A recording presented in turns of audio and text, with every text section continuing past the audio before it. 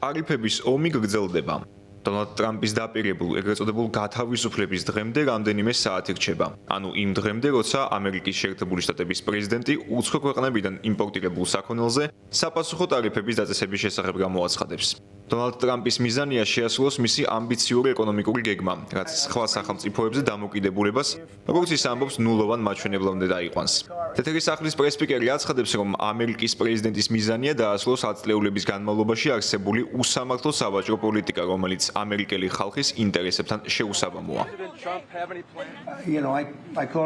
იცით, მე ამას რამდენიმენაირად ვეძახი, მაგრამ რეალურად ეს რაღაც მხრივ არის ქვეყნის ხელახლა აღორძინება. ჩვენ ვეხმარებით ყველას, თუმცა ჩვენ არავინ. ყველაზე მეტად მომწონს ტერმინი ამერიკის გათავისუფლება. ეს მართლაც ქვეყნის გათავისუფლების თვალსაზრისია. რაღაც მიზეზების გამო ჩვენ გვაქვს 36 ტრილიონი დოლარის ვალი და დროთა განმავლობაში ეს ვალი იზრდება. ამიტომ ვფიქრობ, რასაც ორიოდე დღეში ნახავთ, ბევრისთვის ძალიან აღმაფრთოვანებელი იქნება. თეთრი სახლის ტარიფების ომის ერთ-ერთი სამიზნე ევროკავშირია, განსაკუთრებით ევროგაერთიანების წევრი გერმანია, რომელიც ამერიკისთვის ავტომობილების ერთ-ერთი ძირითადი მიმწოდებელია. ბრიუსელი ვაშინგტონს აფრთხილებს, რომ სოფლიოს უდიდეს სავაჭრო ბლოკს ხელთ ბევრი კარტი და იძულების შემთხვევაში საპასუხო ქმედებების კარგი გეგმაც აქვს. თუმცა ბრიუსელში დასძენენ, რომ ნებისმიერ შემთხვევაში საუკეთესო გამოსავალად მოლაპარაკებების ფორმატს მიიჩნევენ. ტარიფები. ეს არის დამატებითი გადასახადი, რომელთა გადახდაც ხალხს უწევს. ტარიფები. ეს არის დამატებითი გადასახადი ამერიკელებისთვის. სურსათისა და მედიკამენტების შესაძენად. ტარიფები მხოლოდ ხელს შეუწყობს ინფლაციის ზრდას. ზუსტად იმის საპირისპირო მოხდება, რისი მიღწევაც გსურდა. ამერიკული ქარხნები გადაიხდნენ უფრო მეტს იმისთვის, რაც იწარმოება ევროპაში.